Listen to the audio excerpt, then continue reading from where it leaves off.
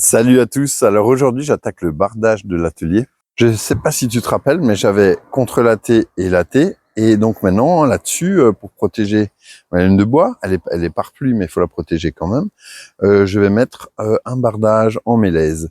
J'ai choisi du mélèze scié, non raboté, avec des couvre-joints. J'aime bien l'aspect que ça donne. Et l'autre avantage, c'est que c'est pas très cher. Voilà. Après, pour éviter les rongeurs, donc on a à l'intersection des lattes, là, tu vois, tous ces espaces-là, où des rongeurs pourraient passer, et puis venir faire leur nid là dans l'isolation. Ça serait embêtant.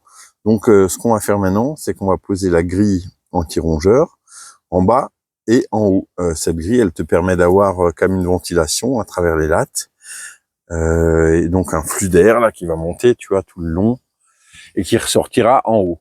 En haut, on met une grille, non pas trop pour les rongeurs, mais plutôt pour les insectes. Tu sais que les guêpes, par exemple, elles aiment bien l'isolant, elles vont venir se mettre dedans.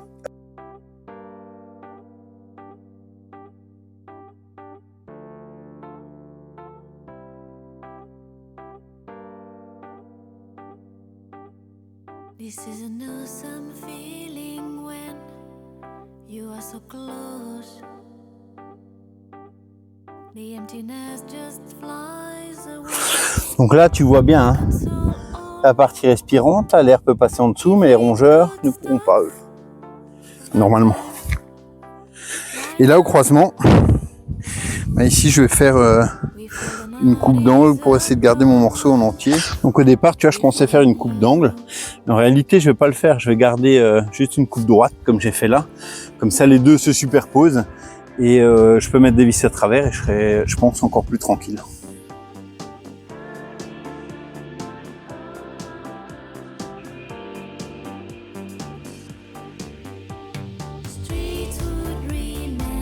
C'est du mélèze brut, non raboté, il est juste scié.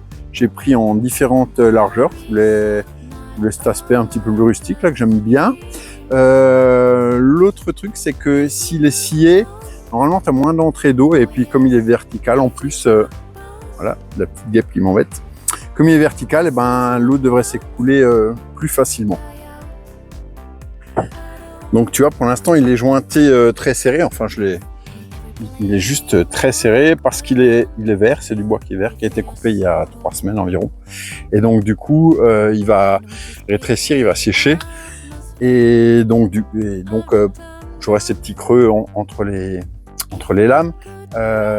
Après, par-dessus, il y aura des couvre-joints, tu vois, donc une petite pièce qui fait 50 mm de large, là, qui viendra entre chaque lame. Enfin, par-dessus chaque lame, à cheval sur chaque lame.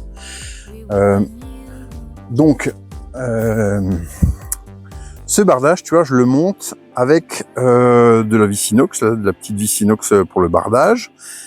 Et ce que je fais aussi, c'est que, tu vois, sur les parties là qui seront donc à cheval sur la fenêtre, eh ben, je garde la même lame, tu vois, pour garder un côté un peu plus esthétique. Je garde la même lame avec la partie basse et la partie haute.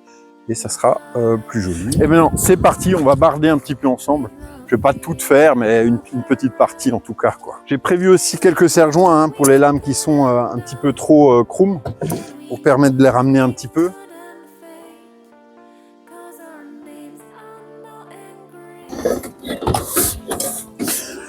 Donc tu vois, l'avantage de ces petites vis, eh ben, c'est que tu préperces pas. Hein. Déjà, elles ont cette petite tête là autoforeuse. On tombe pas. Elles ont cette petite tête autoforeuse, je sais pas si tu arrives à le voir là sur l'image. Et puis elles sont très fines, hein, donc elles fondent pas le bois. La tête autoforeuse, l'autre avantage, c'est que pour passer sur la partie basse à travers les grilles, eh ben, c'est beaucoup plus facile.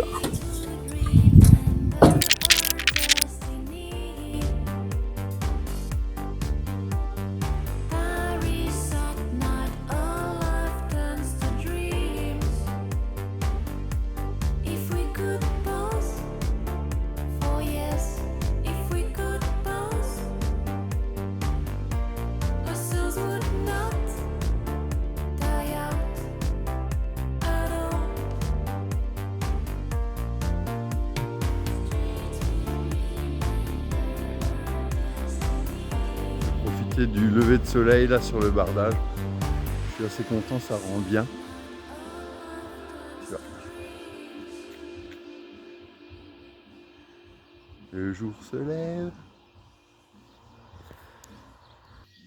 Tu vois, c'est rigolo quand tu le vois comme ça. Tu dis bon, c'est pas terrible, c'est plutôt même dégueulasse, mais en fait ça rend bien.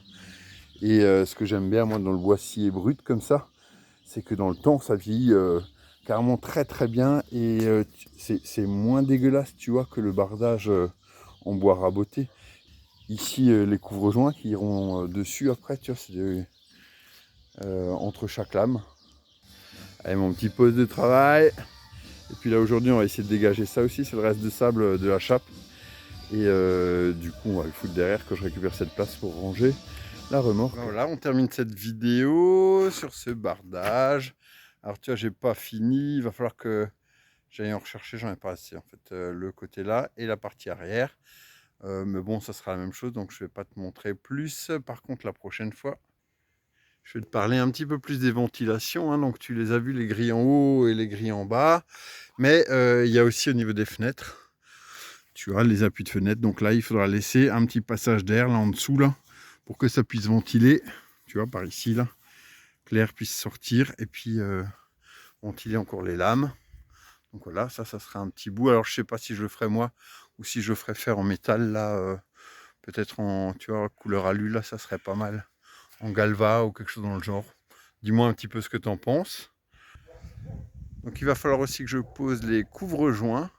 Là, je vais attendre juste un petit peu qu'il sèche un peu ce bardage là, parce que donc les lattes vont se refermer un petit peu, tu vois, en largeur, et puis je vais avoir des jours. Et donc je mettrai les couvre-joints à ce moment-là. Pour l'instant, j'ai d'autres trucs à faire. Il faut que je finisse aussi le toit là, tu vois, mettre les profilés là qui viennent fermer la mousse. Et puis voilà, ça sera pas mal. À l'intérieur, la deuxième partie de la chape est tirée. Et je vais la laisser sécher encore une semaine. Et puis je vais attaquer la suite du plancher. Et puis comme ça sera un petit peu tout. Bien sûr, il reste toutes les finitions là au niveau des fermetures. Tu vois, parce que sinon je vais avoir le même problème qu'autre part. Là, je vais avoir les petites bêtes qui vont rentrer là le long. Donc là, ben voilà, faut habiller tout ça. Et avant l'hiver, ça serait bien. Voilà, et ben je vous souhaite à tous une bonne semaine. J'essaie de revenir assez vite avec une nouvelle vidéo. Et puis, portez-vous bien. Salut à tous.